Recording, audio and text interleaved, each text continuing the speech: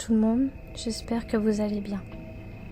On se retrouve aujourd'hui avec une nouvelle vidéo un petit peu spéciale. Aujourd'hui, je tenais à vous partager une histoire vraie. Aujourd'hui, je viens vous partager l'histoire et l'affaire Gypsy et Didi. Qui sont Gypsy et Didi? Didi Blanchard, née Claudine Pitre, est née le 3 mai 1967 à Shark Bay, en Louisiane. Gypsy Rose Blanchard, qui est donc la fille de Didi, est née le 27 juillet 1991 en Louisiane. À 24 ans, Didi est tombée enceinte de Rod Blanchard, qui lui était âgé de 17 ans. Ils ont nommé leur fille Gypsy Rose parce que Claudine aimait beaucoup le nom Gypsy et Rod était fan de Guns N' Roses. Peu avant la naissance de Gypsy en juillet 1991, le couple se sépare. Rod s'est rendu compte qu'il ne s'était pas marié pour les bonnes raisons. Malgré les efforts de Claudine pour le faire revenir, il ne l'a pas fait. Et Didi emmena sa fille dans sa famille. L'enfance de Gypsy. Quand elle avait 3 mois, Didi était convaincue que sa fille souffrait d'apnée du sommeil. Donc, elle l'emmena à l'hôpital pour lui faire passer plusieurs tests. Mais rien n'a été trouvé. Néanmoins, Claudine était convaincue que Gypsy avait un large éventail de problèmes de santé. À l'âge de 7 ou 8 ans, Gypsy eut un accident de moto avec son grand-père. Elle subit une abrasion au genou, et selon sa mère, cela nécessiterait plusieurs chirurgies pour traiter ça correctement. À partir de ce moment-là, Gypsy fut confinée dans un fauteuil roulant. Un lien fraternel entre une mère et sa fille. Didi et Gypsy vivaient dans un petit pavillon rose dans la ville de Springfield, dans le Missouri. Leurs voisins les adoraient et disaient souvent que c'étaient des personnes attachantes. Didi avait 48 ans.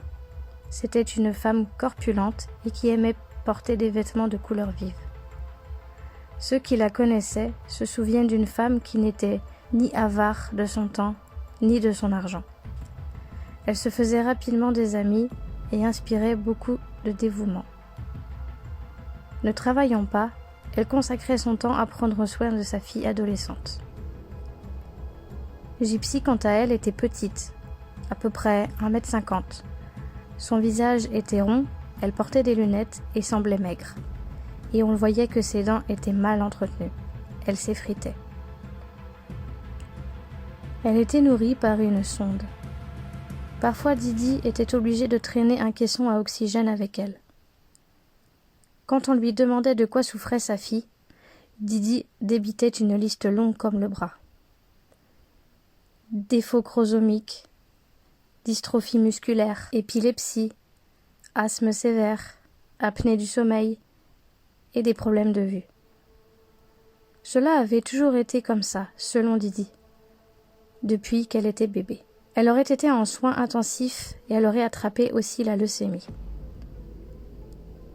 Gypsy avait l'âge mental d'un enfant de 7 ans d'après Didi, alors qu'elle en avait 18. Leur maison avait été spécialement aménagée pour Gypsy. Didi était très proche de l'une de ses voisines, Amy. Elle lui raconta que le père de Gypsy était un bon à rien, alcoolique et drogué, et qu'il se moquait du handicap de sa fille. Elle lui a aussi dit que jamais il n'avait envoyé le moindre centime, alors Amy les aidait comme elle pouvait. Une disparition étrange. Le 14 juin 2015, un chaud dimanche d'après-midi, un post plutôt étrange fut mis en ligne sur la page Facebook de Didi.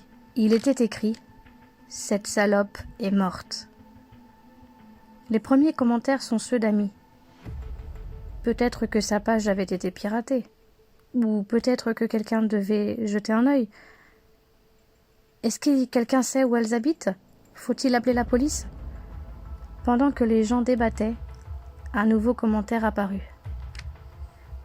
J'ai balafré cette grosse truie et violé sa mignonne gamine innocente. Elle a gueulé tellement fort. Lol. Une certaine Kim, qui vivait pas très loin, fut la première à réagir. Elle les avait rencontrés en 2009 lors d'une convention.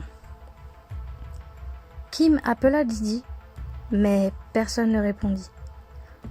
Alors, elle prit la voiture pour se rendre jusque chez elle et s'assurer que tout allait bien. Lorsqu'elle arriva, une foule de voisins inquiets était déjà là. Il était déjà arrivé que Didi et Gypsy partent sans prévenir pour des urgences médicales et donc qu'elles soient injoignables. Mais tout le monde trouva ça étrange que la camionnette de Didi, qui lui permettait de transporter facilement Gypsy dans son fauteuil, soit garée dans l'allée. Alors Kim appela les secours. Mais comme les policiers ne pouvaient entrer sans mandat, ils prirent des témoignages.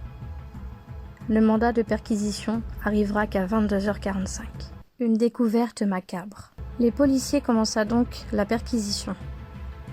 Et là, en arrivant dans la chambre, ils découvrirent le corps de Didi. Elle avait été poignardée et était morte depuis plusieurs jours. Mais aucune trace de Gypsy. Le lendemain, Kim arriva et organisa une veillée et mit en place un compte afin de récolter des fonds pour payer les funérailles de Didi et éventuellement celles de Gypsy. Tout le monde craignait le pire. Elle était si petite et si vulnérable. Qui pourrait bien vouloir s'attaquer à cette fille sans défense?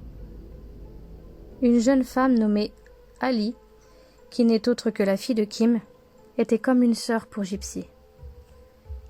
Il arrivait parfois que Gypsy se confie à elle sous un autre compte Facebook pour ne pas que Didi puisse voir ce que Gypsy racontait sur les réseaux. En octobre 2014, elle avoua à Ali avoir rencontré un homme sur un site de rencontre chrétien. Elle était amoureuse de lui et affirma que sa mère n'en savait rien. Son petit ami s'appelait Nicolas. Ils communiquaient ensemble depuis 2 ans. Elle avait vraiment l'air très amoureuse visiblement, car ils parlaient mariage et enfants. Le soir où tout a basculé. Le 14 juin 2015, ce soir-là, Gypsy a attendu que sa mère s'endorme pour inviter Nicolas, son petit ami. Les deux amoureux ont décidé de passer à l'acte. Pendant que Gypsy se cachait dans la chambre, Nicolas est allé poignarder Didi.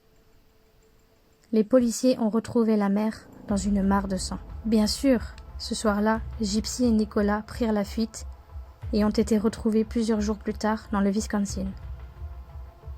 Lors de son arrestation, les policiers ont fait une ultime découverte. Gypsy marchait parfaitement bien et ne présentait aucun problème de santé. Les experts ont finalement établi que la jeune femme avait été victime du syndrome de Munchausen, c'est-à-dire que sa mère rendait son enfant malade dans le but d'attirer l'attention. Gypsy fut condamnée à 10 ans de prison.